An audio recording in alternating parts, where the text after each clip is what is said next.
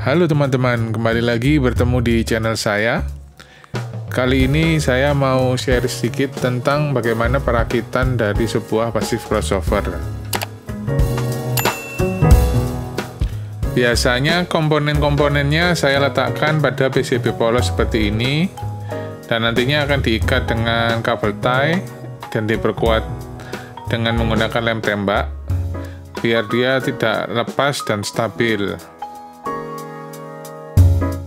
Pertama-tama saya akan menandai titik-titik di mana nanti akan menjadi jalur untuk kabel tie-nya. Setelah itu kita buat lubang dengan menggunakan bor.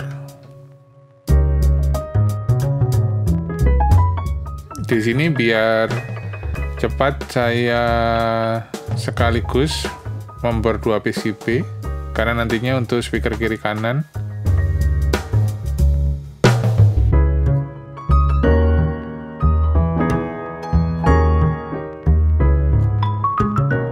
Ya, dan inilah hasil setelah dilakukan pengeboran. Selanjutnya saya akan mulai menggabungkan komponen-komponen pasif yang akan dipasang pada PCB ini.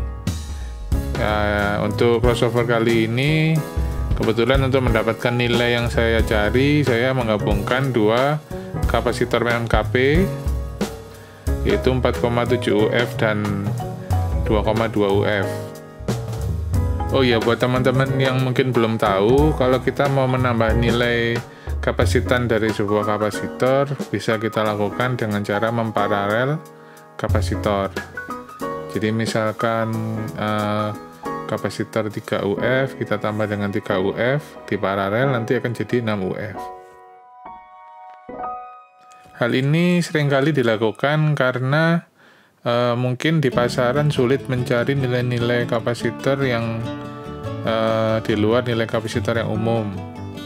Jadi kita boleh menggabungkan 2-3 kapasitor menjadi satu untuk mendapatkan nilai yang kita cari.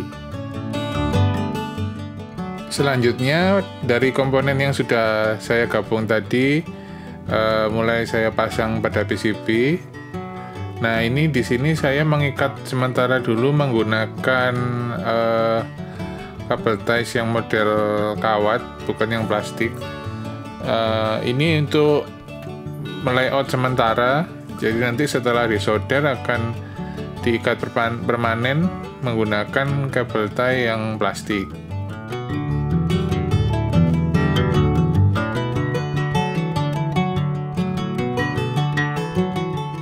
Nah, inilah hasil dari peletakan komponen pada papan PCB. Ya, kita ikat sementara dulu dengan kabel tie yang kawat agar memudahkan saat melakukan penyodaran nanti.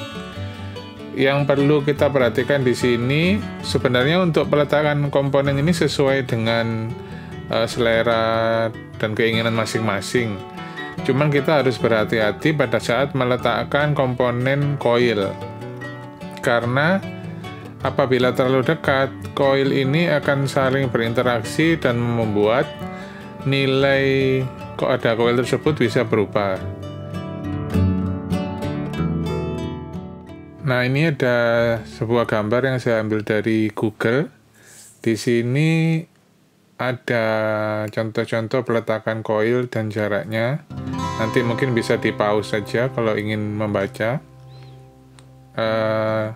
Mungkin kalau dalam pengalaman saya, amannya itu di atas 5 cm dan diletakkan pada posisi yang berbeda. Jadi misalkan kita menggunakan 2 koil, satu koil kita posisikan horizontal atau tidur, nanti yang satunya kita letakkan berdiri. Seperti pada crossover yang saya buat ini. Untuk koil yang besar saya letakkan tertidur atau horizontal, yang satunya saya letakkan vertikal atau berdiri. Ya, setelah tadi kita melayout, berikutnya sebelum kita lakukan proses penyolderan, kita lakukan proses pengerikan pada lapisan kawat email sehingga nanti bisa disolder. Kita pastikan bahwa pelapis pada kawat email ini benar-benar sudah terkelupas, sehingga nanti bisa kontak dengan baik dan kuat. Proses pengerian ini bisa kita lakukan dengan menggunakan kikir seperti yang saya lakukan di sini. Bisa juga menggunakan gunting atau mungkin cutter juga bisa. Sebelum dilakukan penyodern, biasanya saya kaitkan dulu antara komponen-komponen ini biar nanti saat penyodern akan lebih mudah. Biasanya juga terdapat komponen yang kakinya udah pernah dipakai, sudah pendek. Biasanya saya sambung menggunakan kawat email. Untuk proses penyodern tidak ada sesuatu yang spesial. Cuman dipastikan saja bahwa koneksinya antara satu komponen dengan yang lain sudah terikat dengan timah dengan baik.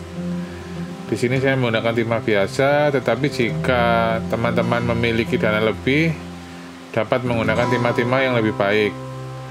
Dan khusus untuk timah silver, perlu berhati-hati karena dia memerlukan panas dari solder yang lebih tinggi suhunya.